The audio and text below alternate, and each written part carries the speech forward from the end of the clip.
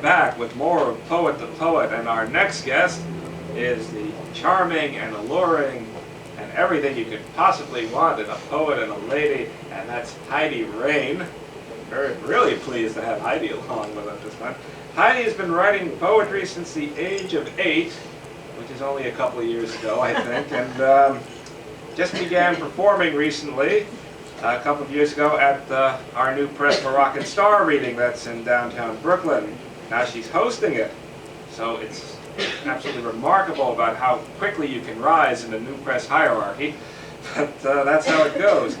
She's been published in Smoke Signals, which is now Nomad's Choir, Wings, Woman's Chaos, well, that's Nomad's Choir, right? Okay. Bob's Joint, which is a place and not a recreational snack, and a number of anthologies. And she continues to write when the muse comes to call, assuming the muse can get in, because Heidi is very busy doing astrological readings and counseling for people, and she even models lingerie. And when she's not doing all of that, she's raising her charming young son, Josh. Well, Heidi, after all that, I don't know how you're going to have time to do a poem, but welcome to Poet the Poet, and let's get right into something, shall we? A poem, I mean. My first poem is called Gentle Bones, and it was recently published in the New Press. Gentle Bones. The year my cat died, her 18 years stretched tight to snap over. Hardly there, lived on so thin yet alive, gentle bones. How poems poured forth then. The shadows of sorrow left marks on a page that reflected its outline so clearly, black etched on white, stark-born stillness cleansing itself. From the muffled smooth grayness surrounding them, year before following, standing out, shaping a silhouette naked, the presence of someone alone on a mountain, the air thin, the clouds high, the breathing comes hard. Yes, I've noticed a lot of men have said that when you read. The breathing comes hard. Well, let's see get as many poems as we can in here, so give us a little of this next one. Memory Man.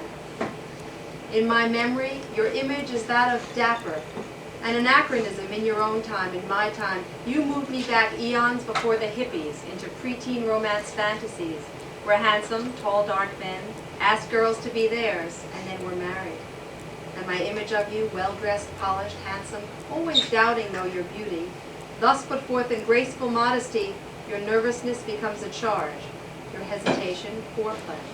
And your voice was urgent, low, seductive, that of one who knew when to be silent, when use words, and when to use your mouth another way. Memory Man, too. My image of you now leaves me lonely, cold, as if the memories of your leaving are too final, 1 year ago, inside me. In my dreams you sit apart or look the other way, as I pursue your phantom being, much to your annoyance, even there in dreams. You only held on fast as I would let you, never forced, nor hit back when I slapped you even.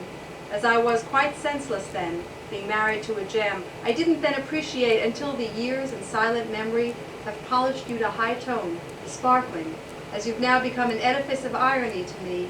Many lovers, no loves since.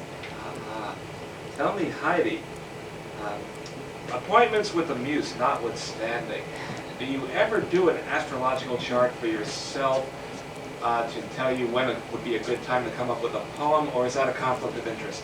It seems to be a conflict of interest because I find that poems are one of the few things that I have absolutely no control over whatsoever, and when I stop writing poetry, I stop, and when I start, I start. There's nothing I can do, even a chart or a counseling session wouldn't help.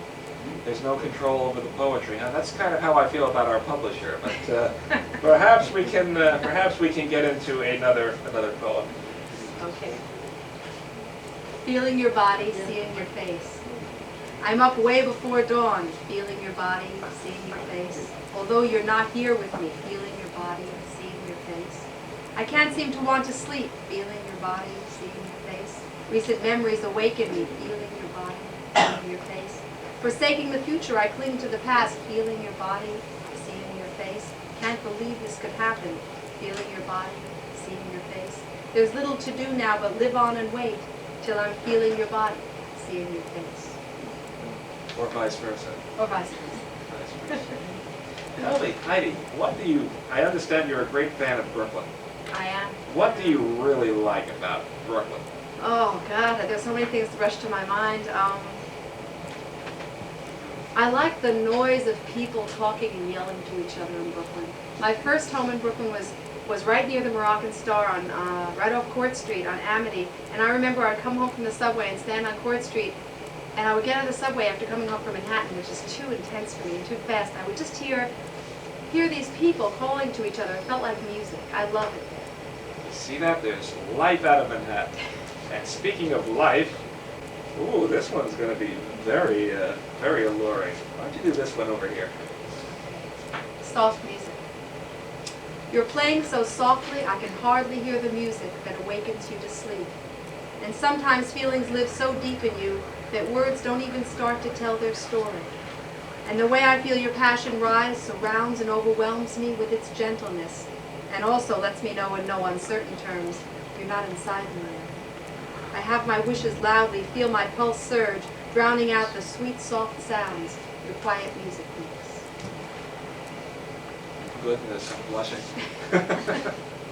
All right, and I see another confessional one coming up here. So, Yeah, that seems to be the ones I picked today. It's funny, when I pick poems for reading, that's the hardest part about a reading, I think, is picking the poems. And today I just said, well, these are the ones I feel, so these are the ones I'm going to do. So he mustn't know. He mustn't know what He you're going to mustn't do? know. That's the poem, he mustn't know. Oh, I thought it was he mustn't know what you're going to do. He mustn't know there's nothing I'm afraid of in the world now, that I have no fear alive inside me anymore. It's all been cauterized, removed, excised, and furthermore, I haven't got the ambiance to cultivate that newborn fear that threatens to infect. He shouldn't know my life was run by fear once long ago, to the extent that nothing brought me pleasure, that no motion, posture, gesture gave the slightest sense of joy, that everything was empty and reflected that dark debt that fear inflicts on its dominion.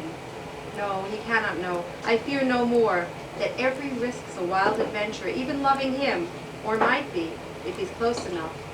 Or maybe I am wrong. Oh, maybe, but I doubt it. Tell me, Heidi, what's your sign?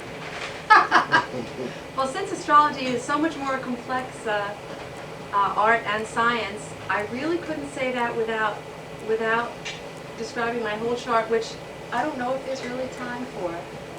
You don't want to tell. I don't want to tell. Tell me, this unknown sign of yours, does it have an effect on your writing in general, or is it just a coincidence? Well, as a matter of fact, I think it has every poet has a different astrological sign, or most of them, and I think that's the motivation for poetry. And my motivation for poetry, and you can probably guess my sign from this, is the fact that I have a lot of deep feelings that I don't often know what they are, and when I write a poem, I discover what they are.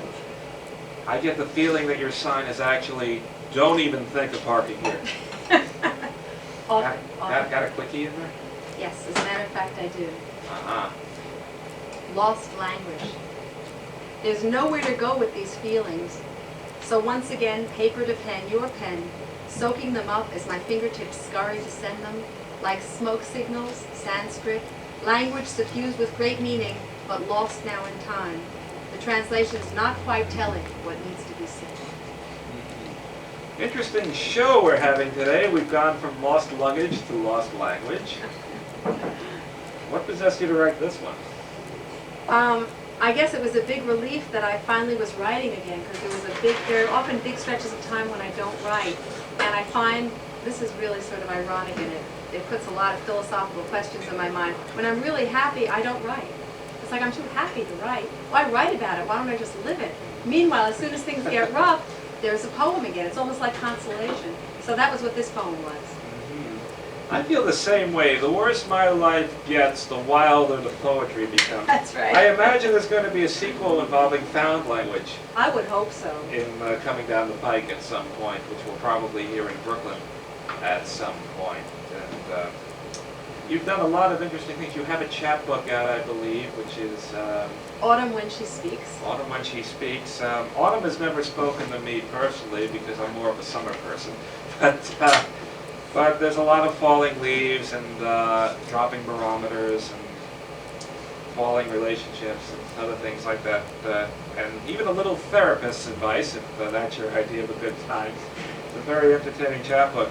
Well, Heidi, I want to thank you for coming on to Poet to Poet. It's been a treat, and also it's been a treat having Larry Jennings, and now I get to slip in a little something of my own.